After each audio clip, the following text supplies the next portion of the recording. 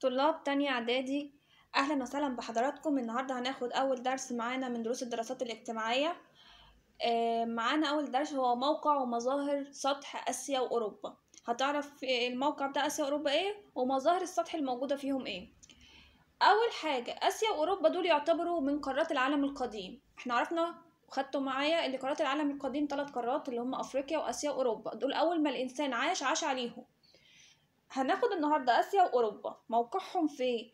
قال لي الاول حاجه اسيا واوروبا دول خدنا اول 3 حروف من اوروبا وعلى اسيا دمجناهم مع بعض بقى الاتنين اسمهم اوراسيا. بيطلق على قاره اوروبا واسيا واوراسيا. طيب مساحه اسيا قد ايه؟ قال لي مساحه اسيا 30% من مساحه اليابس، يعني الناس اللي بيعيشوا عليها 30%، وتعتبر أكبر قارات العالم من حيث المساحة. أنا عندي 7 قارات، هي أول قارة وأكبرها. أكبر قارات العالم من حيث المساحة، مساحتها بتبلغ 442 مليون كيلومتر مربع. أما أوروبا فهي تأتي في المرتبة السادسة، مساحتها 10.5 مليون كيلومتر مربع، ما يعادل 7% من مساحة اليابس. لما هاجي هدرس زي ما انتم شايفين في الخريطة اللي قدامكم قارة آسيا، اخد الموقع بتاعها عشان ما اتلخبطش وتبقى سهله عليا. اول حاجه هعملها هرسم علامه الزائد يبين لي الاتجاهات. انا عندي الموقع بينقسم لجزئين، موقع جغرافي اللي هو الحقيقي، والموقع الفلكي اللي انا برسمه على الخريطه عشان احدد اللي هو هتاخده معايا دلوقتي. الجغرافي اللي هو الحقيقي اللي هو جغرافيا، يعني بعرف المحيطات والبحار اللي بتحوط بيه. هرسم دلوقتي علامة الزائد زي ما انتوا شايفين، الشمال والجنوب والشرق والغرب. أول حاجة لقارة آسيا، من الشمال بيحيط بيها المحيط القطبي الشمالي فوق، الجنوب تحت بيحيط بيها الجنوب الهندي، النون مع النون الهندي. في الشرق المحيط الهادي اللي انتوا شايفينه. وفي الغرب لو أنا حطيت إيدي على قارة أوروبا، يبقى من الغرب اللي لازق جنبها عند البحر الأحمر مين؟ قارة أفريقيا. يبقى بكده آسيا بتقترب بيحيط بيها 3 محيطات اللي هما الهندي والهادي والمحيط القطبي الشمالي، وكمان بتقترب من 4 قارات. ايه هما ال4 قارات دي؟ قال لي اوروبا هي، وافريقيا تحت، واستراليا هي تحت اللي هي تحت المحيط الهندي، وعندي فوق جنب المحيط القطبي الشمالي قارة امريكا الشمالية. طب ايه جاب امريكا الشمالية هنا؟ ده امريكا الشمالية هناك. قال لي اللي انا برسمها الخريطه دي على ورق، لكن انا عندي الخريطه موجوده اصلا. احنا عايشين على كره ارضيه، فالكره لما تيجي بتلفها فالاتنين لو شفتهم هيلزقوا على بعض، يبقى بامريكا الشماليه. طب الفاصل ما بين قاره اسيا وافريقيا ايه؟ عندي مضيق باب المندب اللي هو تحت هنا عند البحر الاحمر. وتفصل قاره اسيا عن اوروبا مضيقين، بوسفور دردنيل. وعندي تفصل قاره آسيا عن أستراليا بحر، هنا بحر اسمه تيمور. وتفصل قارة آسيا عن أمريكا الشمالية مضيق اسمه بيرنج.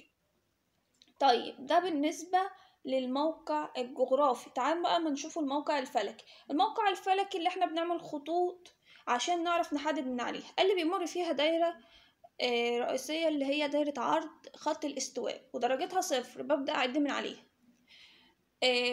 قال لي بتمشي من دائرة عرض كام؟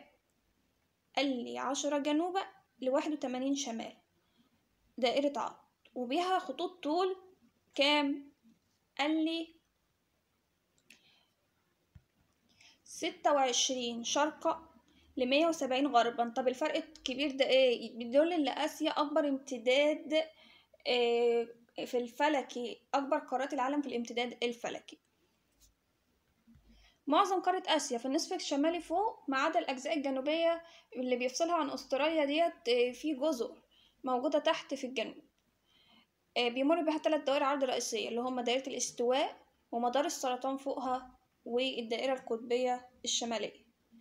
تعالوا بقى ندخل على قارة أوروبا. هنرسم علامة الزائد برضو في أوروبا. شايفين فوق اهي أوروبا زيها زي آسيا، فوق الشمال المحيط القطبي الشمالي، تحت من الجنوب شايفين كده هي لازقة، هي تحت هي في بحر متوسط وكمان بحر أسود. من الغرب المحيط الأطلنطي، من الجنوب من الشرق لازقة فيها مين؟ آسيا. اوروبا بتقترب من افريقيا تحت، هي جوه يعني بعد باب المندب هنا هيبقى جبل طارق. ده بالنسبه للموقع الجغرافي. نيجي بقى للموقع الفلكي. خطوط الطول ودوائر العرض فيها، قال لي بيمر بيها خط الطول الرئيسي اللي هو جرينتش، وده بيخليها بعيدة عن المنطقة الحارة. يعني معظم أوروبا بتقع في نصف الكرة الشمالي، بعيدة خالص عن دائرة الاستواء، فبيخلي الجو عندها معتدل. بيخلي الجو كله في أوروبا معتدل، لأنها بتقع في المنطقة المناخية المعتدلة الشمالية. خطوط الطول بيها قال لي 66 شرقا ل25 غربا خط طول. أما دوائر العرض بها 36 شمالا لكام؟ ل71 شمالا. يبقى دوائر العرض بدائرة أوروبا اللي بيمر بها 36 ل71 شمالا. أما خطوط الطول 66 شرقا حتى 25 غربا. قال لي هدرس لقارة آسيا وأوروبا 3 أهميات: استراتيجية، اقتصادية، حضارية. الاستراتيجية دي اللي هي مهمة في كل الأوقات. زي قارة آسيا، ايه أهميتها الاستراتيجية؟ قال لي آسيا وأوروبا أهميتهم الاستراتيجية اللي هما بيطلوا على مسطحات مائية. أي بحر ومحيط بيطلق عليه مسطح مائي، عشان لما يجيلك على الخريطة يقولك ايه هو المسطح المائي ده ويعلملك نقط، هتعرف ان انت بتدور على بحر أو محيط. يبقى بتطل على مسطحات مائية آسيا، وكمان بها مضيق، بتطل على ممرات مائية هامة زي مضيق باب المندب ومضيق هرمز. أما أوروبا أهم الممرات المائية بها مضيق جبل طارق والدردنيل. ده بالنسبة للأهمية الاستراتيجية. أما الأهمية الحضارية بالنسبة لقارة أوروبا، قامت بها حضارة يونانية ورومانية، والحضارة الغربية الحديثة اللي هي التطور التكنولوجي في الصناعة، الثورة العلمية والصناعية بسبب التقدم اللي وصل لنا لغاية دلوقتي. أما الحضارة اللي قامت في آسيا حضارة برادر الرافدين اللي هي في العراق، وحضارة كمان وحضارة فينيقيا اللي هي قامت في سوريا ولبنان وفلسطين. وكمان حضارة الصينية والحضارة الهندية والإسلامية. ده بالنسبة لقارة آسيا. أما الأهمية الاقتصادية لقارة آسيا، موقعها الجغرافي اللي انتوا درستوه لسه دلوقتي، وكمان ليها أهمية اللي هي مركز لطرق التجارة. الطرق التجارة بيها طريق بري زي طريق الحرير، وطريق بحري زي طريق اسمه التوابل. وكمان موقعها الجغرافي المتميز، لما هي خطوط الطول والدوائر العرض اللي بتمر بيها ديت أدى لتنوع المناخ، وبالتالي تنوع النبات والحيوان، بيخلي في حيوانات بتعيش في الشتاء في الصيف، نباتات بتطلع في الصيف وفي الشتاء.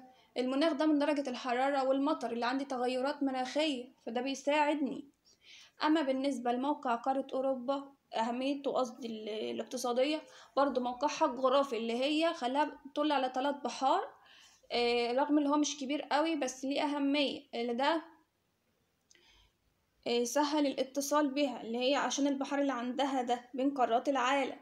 كمان موقعها الفلكي رغم اللي هو مش كبير بس أدى إلى تنوع المناخ بها. الأهمية الدينية برضو لقارة آسيا اللي هي مهد لقيام الديانات الثلاثة اللي هي اليهودية والمسيحية والدينية. زي موجود كمان عندي طبعا الكعبة المشرفة في مكة بالسعودية، وكنيسة القيامة، والمسجد الأقصى بفلسطين. دي كل ما يخص الموقع بالنسبة لآسيا أوروبا. تعالوا بينا ندخل على مظاهر السطح. الجبال اللي في آسيا، عندي أعلى جبال في العالم موجودة في آسيا هي جبال الهيمالايا، وبيها كمان أعلى قمة جبلية في العالم. يعني أنا لو طلعت فوق القمة دي، الحتة اللي فوق البوز ده اللي فوق ده، هبقى بينه وبين اللي تحت مسافة كبيرة قوي. القمة دي بسميها قمة إيفرست، دي أعلى قمة جبلية في العالم، بينه وبينها ارتفاع 8848 متر. أما بالنسبة لجبال أوروبا، أعلى جبال بقارة أوروبا مش العالم، أوروبا، وبقول جبال مش جبل، يعني مجموعة من الجبال لازقة في بعض، بها جبال الألب بأوروبا. أعلى بقى قمة جبلية في جبال الألب، أعلى حتة في جبال الألب ديت، أعلى قمة بها هي جبال مونبلي. الارتفاع بتاعه قال 4800.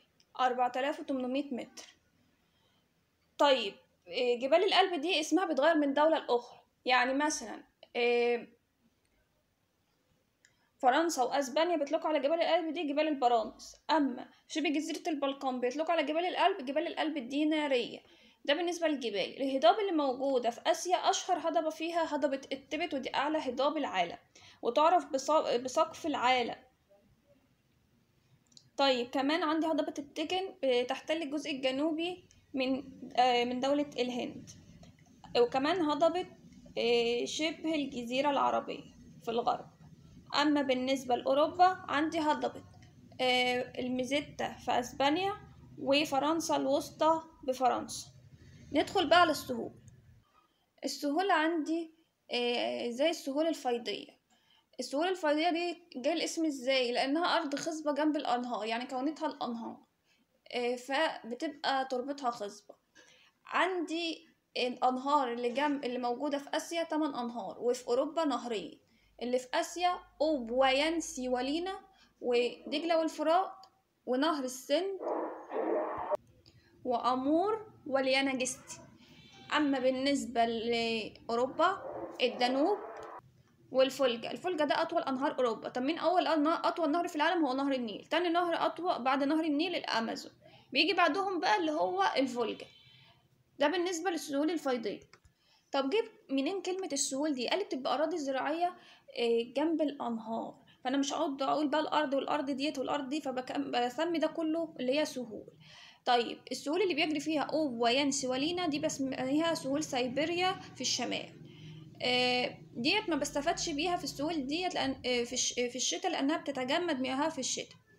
أما نهر في الشرق نهر أمور بيجري بيه نهر أمور سهول منشوريا.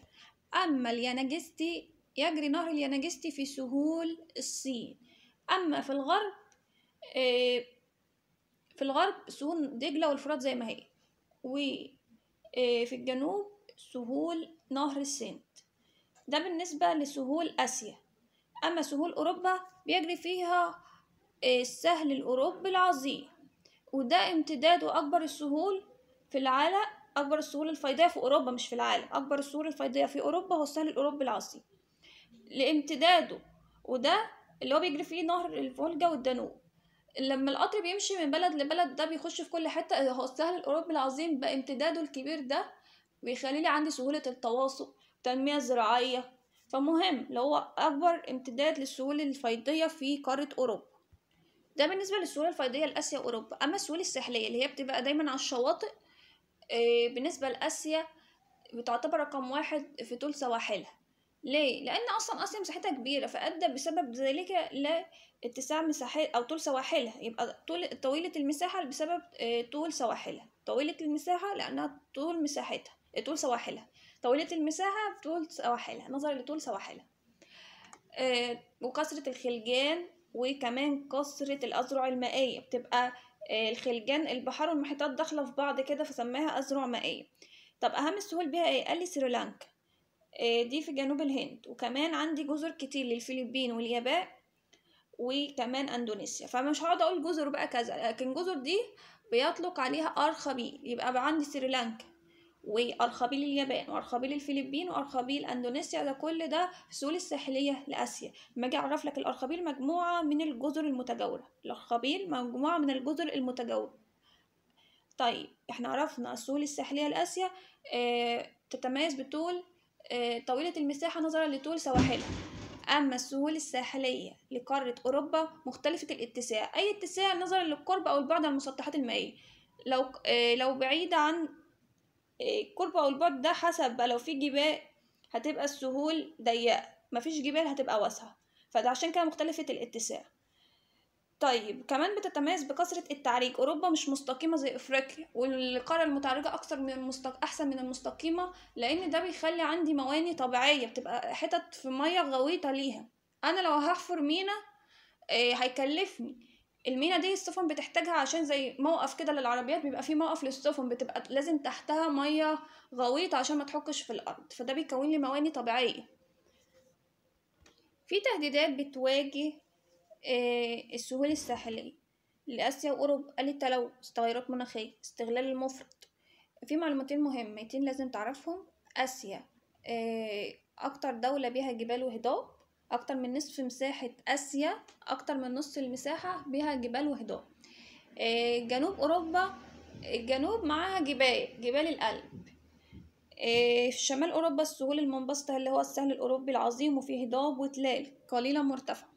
درسنا انتهى، شكرا.